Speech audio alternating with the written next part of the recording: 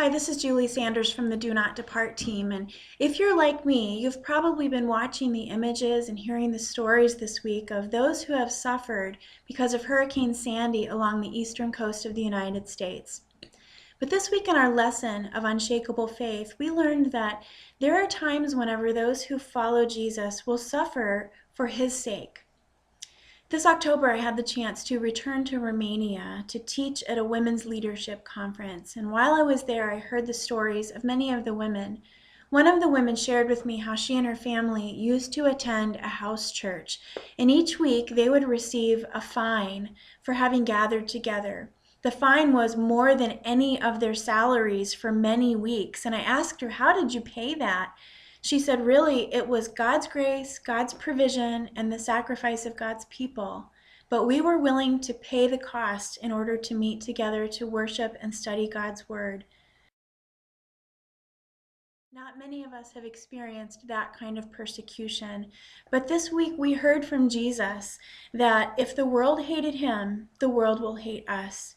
In fact, we should expect persecution.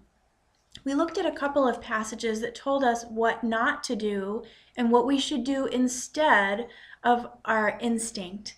The first was in 1 Peter 3. When we looked at 1 Peter 3, we found that we shouldn't be afraid of those who persecute us, but instead we should be prepared to give an answer for the reason for the hope that's in us.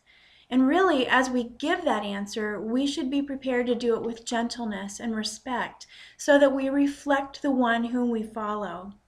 We also looked at 1 Peter 4, where we're told, don't be surprised if you suffer persecution, but instead rejoice in the fact that you can share in the sufferings of Christ. 1 Peter 4, verse 16 says, if anyone suffers as a Christian, let him not be ashamed, but let him glorify God in that name.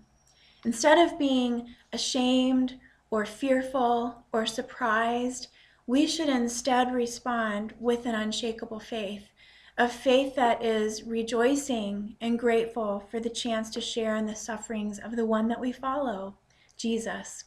We don't know what our future holds.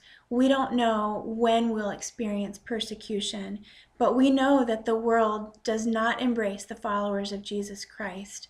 Let's be like our Romanian sisters who had an unshakable faith during times of persecution, during times of suffering, and responded with a heart that was full of hope, ready to give an answer for the hope that was in them, and not afraid, but rejoicing in the privilege of suffering for the name of Christ, willing to pay the high price of being a disciple. We don't know what our future holds, but together let's prepare ourselves to be women who will respond with unshakable faith.